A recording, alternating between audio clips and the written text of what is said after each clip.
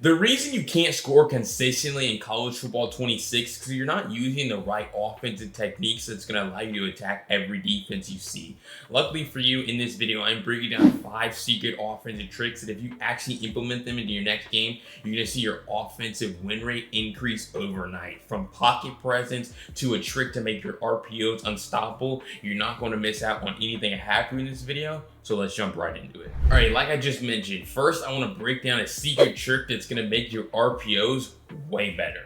Let me show you what I'm talking about. All right, so you can do this from a lot of different RPOs, but not every single one allows you to do it. So I would recommend you can in practice mode and lab this up. But an example of one that does is from the Alabama playbook, gun bunch open offset RPO read bubble. All right, I'm gonna call this play, and what you're gonna notice is I can hot route my receivers. So I can hot route Ryan Williams and I can hot route Jeremy Bernard, right? So I can put him on any route, right? And so really what I would recommend, obviously you never want to have the ball in the middle of the field. So you always want to, normally have your bunch on the wide side. But the reason why this is so valuable is, yes, a bubble is good. You see how the blocks can set up well, and you can turn that into, a pretty good game right there. But the thing about the bubble is he's running backwards. So he's losing his momentum, right? He's having to slow down a little bit, catch that ball, versus if you put him on a flat instead, you're going to allow him to break out to the flat. Now, you have the full freedom to customize whatever route he runs. You could put him on a shriek, you could put him on a post, whatever.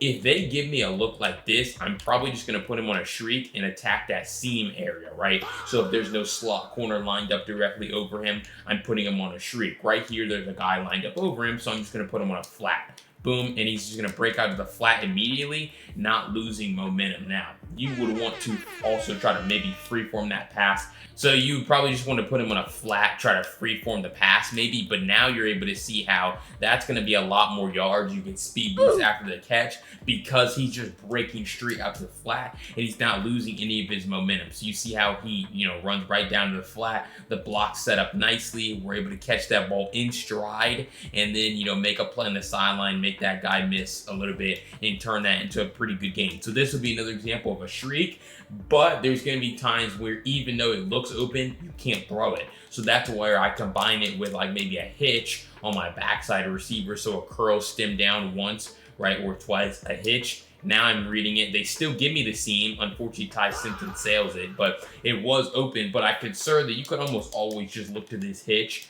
right, as long as no one's lined up over your guy. So you can always just turn around and turn that into a pretty good game. If you want to stem it down further, you can do that as well. So this is an example of where I wouldn't necessarily call the hitch. I'd probably just put Bernard on a slant, Williams on a flat, take the snap and throw the flat. Boom, just like that. And you got to throw it early though, because that will happen sometimes where he'll just sit. So it's like if you're going to throw the flat, you have to literally hike throw the flat.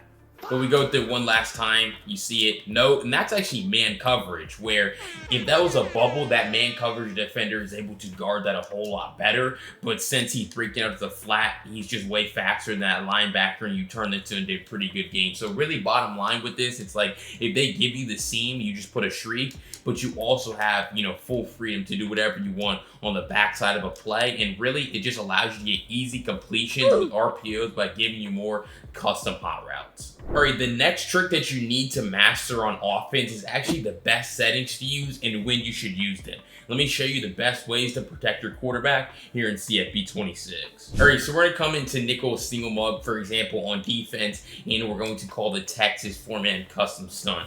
What I want you to notice here is when you use base protection, which is honestly the most common pass protection type in this game, everyone wants to use base protection. What they can just do, this is why this stunt is very powerful and very good. They can spread their defensive line and they can pass commit their defense. And in base protection, you're going to have a really tough time blocking this, right?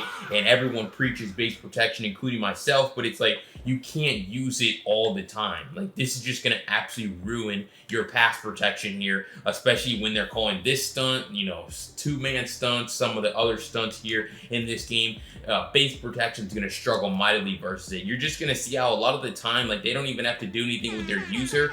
They can just, loop around and stunt you. And it's like, you're just losing to that, right? That's, killing your pass protection. So really the solution is to use empty protection. Now, this isn't going to 100% stop the stunt. It's just going to do a better job of, slowing down the stunt. So you're going to see right here how this is a little bit better. You have more time. Certainly still have to get rid of the ball, but normally they're not just going to fly off the edge and sack your quarterback immediately. So again, they can spread their defensive line, pass commit, do the same thing they were doing, but now we're going to use empty protection. And so we take the snap, and you see how our guards are able to pick that up. And honestly, it's like when you use empty protection, or really anytime you're playing against this stunt, you can roll out whenever you want. So really what I would recommend you do is use empty protection, right? Here's what you do. Use empty protection. They call this stunt. You set up whatever play that you were planning to call, right? Whatever. If you can block the stunt, then you're fine. But if they like collapse the pocket a little bit, like they're still going to collapse the pocket even if it gets blocked, but you're just going to roll out like immediately on this. You see how it's like, oh wait, I feel the pressure, and now that forces me to flush the pocket and find other guys open down the field, right? Even if you get caught in base protection though, right? Because like I said, base protection, you're going to get screamed at with this stunt. Just roll out. Like you see how he comes in free that time, but I can still just roll out because there's no contain on the right or left side when they call this particular stunt. So really, like I said, empty protection is going to help you block the blitz if you want a pocket pass. But if you're still getting pressured, right, they're still, collapsing the pocket, just roll out. But next I want to show you how you can block double mug here, because obviously this is one of the most popular defenses in the game this year, every year, and there's a really simple pass protection for it. So what we're going to do, you can come into any play here, really from any formation, but all you're going to do is, so this is pretty much the version that everyone wants to run, right, where they're going to move this guy over the center. So what you need to do is you can untarget their user if you want, that's fine, but you're going to half slide your offensive line away from your running back and then ID the defensive end on the halfback side. So it's going to look something like this, right? And now you're going to be able to pick up this blitz, because what's going to happen is they're going to let that man come in free off the edge, and then your running back's going to step up to block him.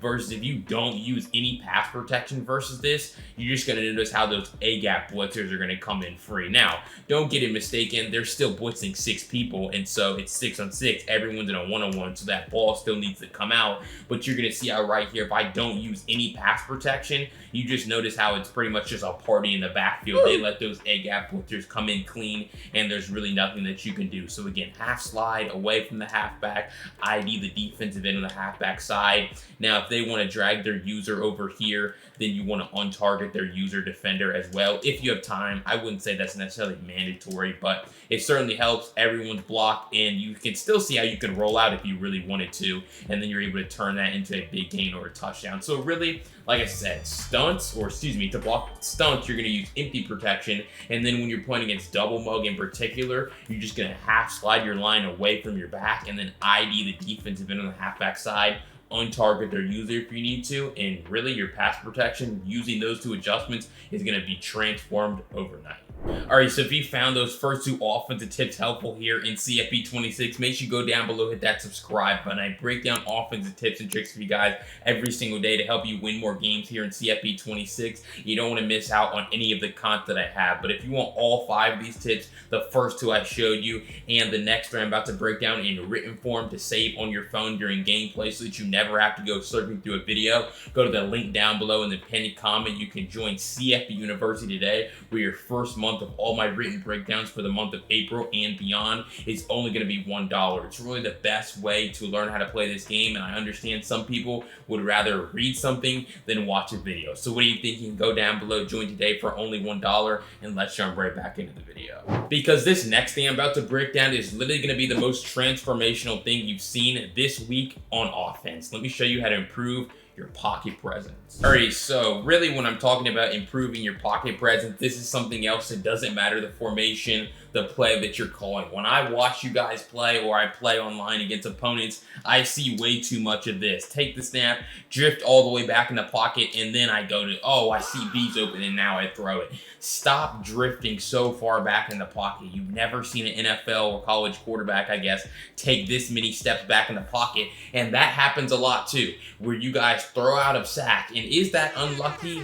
To a certain extent, yes.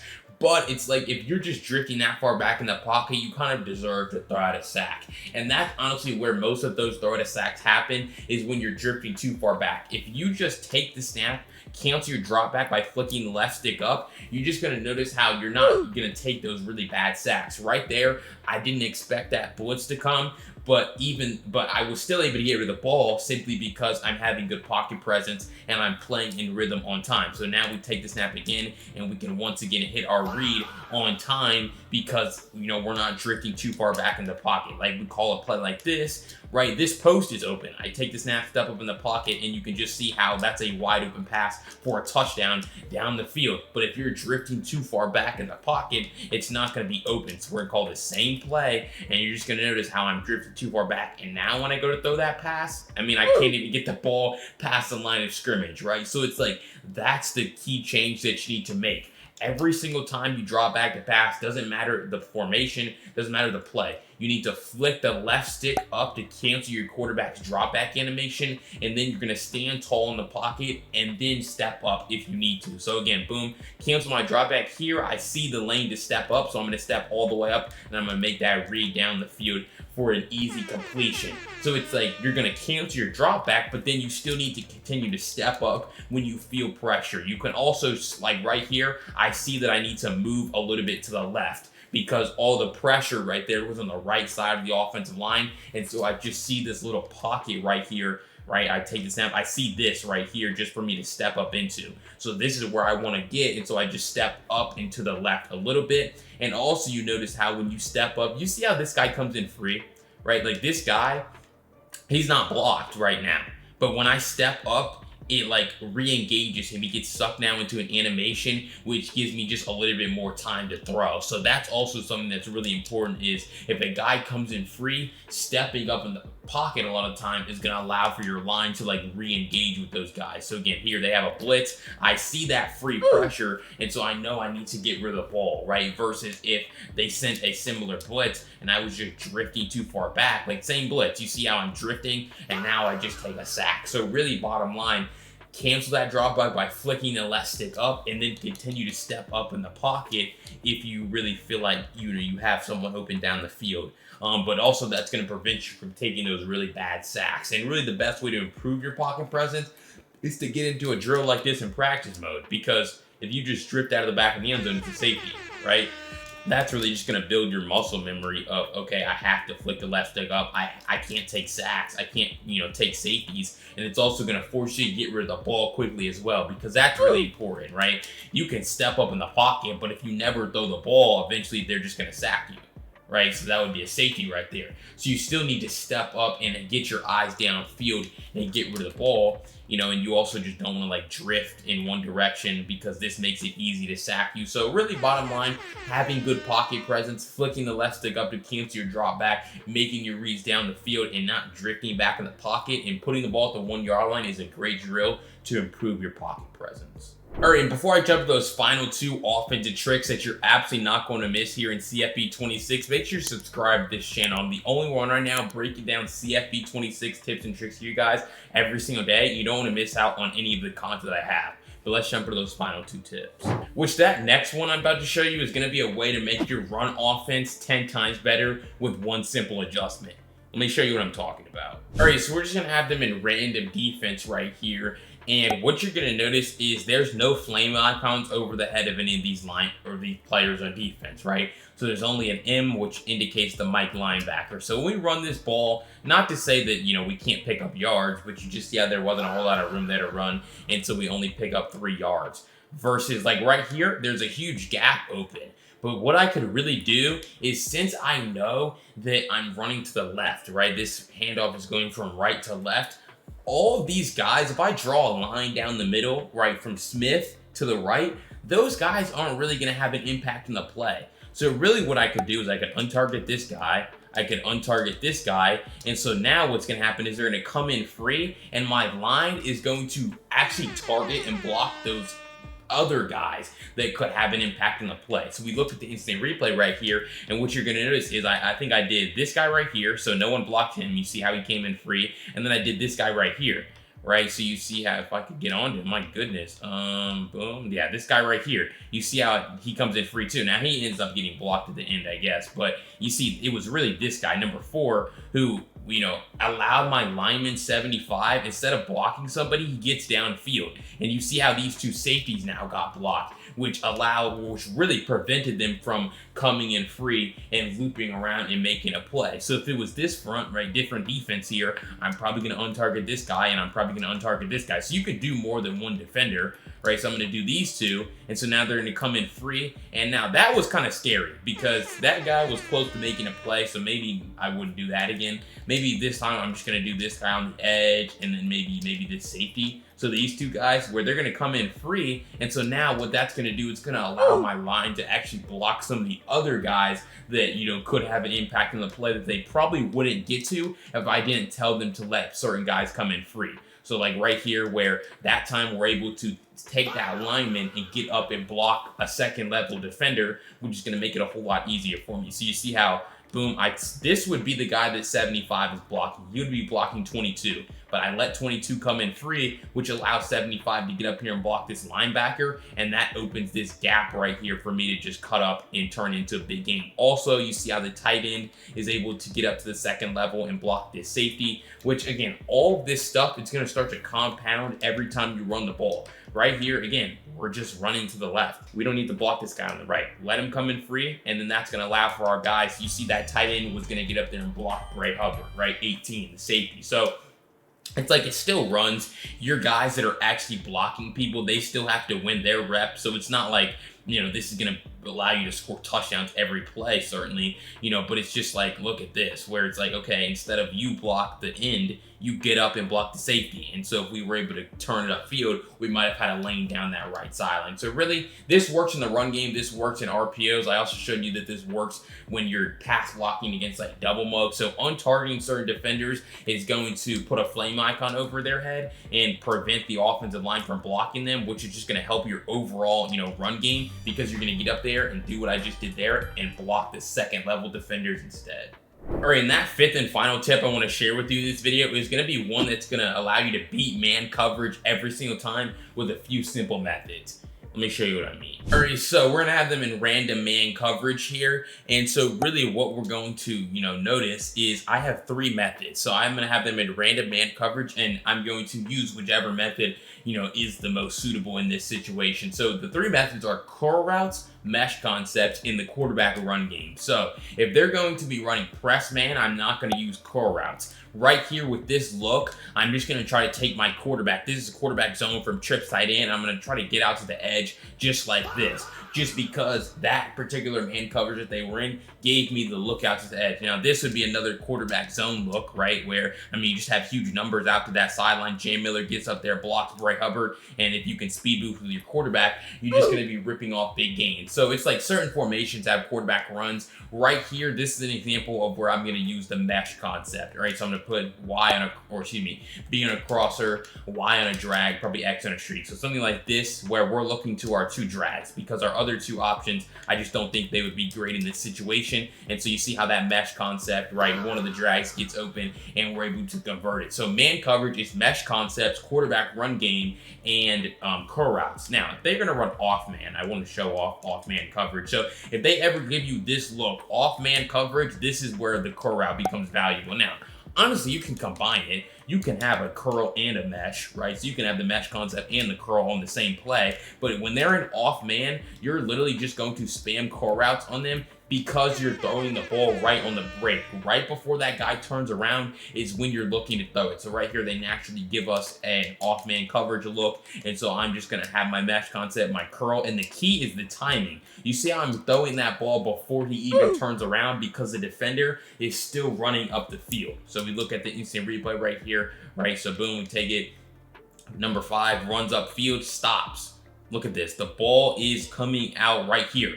He's still running. And it's all about timing. It's about timing in practice mode to get it down, because I know he was about to stop, but the defender's still running upfield when we're throwing the ball. This is why you guys have problems catching passes like this because you're throwing it too late. If you throw it before the defender turns around and then you press Y and then come back to the ball with the left stick, it's going to be super easy to actually go about, making those catches because the defender will have no chance to knock the ball away. This would just be another quarterback run look, right? They don't have enough guys out there on that side. And so we're just going to take it and fall down probably with our quarterback, or you could run out of bounds. Really, whatever you got to do. I would run another quarterback right here, but for the sake of the video, I'll just, call them mesh concepts. We're going to have our crosser, we're going to have our drag, and so we're just going to see how that time the drag is able to get open. So hopefully you guys are able to see that, right? It just depends on what they're giving you, right? You're making the read. If they have defenders on that right side, that's the man coverage they're in, don't run the quarterback that way. Go to the curl if they're an off man, or go to the mesh concept if they're playing press man, all right? So again, something like this, off man coverage, throw the curl on the break, complete it, defender has no chance, and sometimes you can even score a touchdown on that. So really, beating man coverage is just using those three: mesh, curl, quarterback run, depending on the look that they give you when they're running man coverage. All right, so clearly you clicked on this video because you're trying to transform your offense to CFB 26, and I just gave you 5 great tips that you can literally take into your next game and start dominating with. So what do you think? Go down below, hit that subscribe button so you continue to see more great content like this. But if you want all 5 of these tips in written form to save on your phone during gameplay and never have to go surfing through a video, go to the link down below in the pinned comment to join CFB University, where your first month's only going to be $1. You're going to get access to all of my written breakdowns, premium access to ask me any question in Discord at any time, and it's really a no-brainer. So what are you thinking? Go down below, join today, and if you want to see 5 tips to transform your defense here in CFB 26, check out this video right here. I'll see you over there. Peace.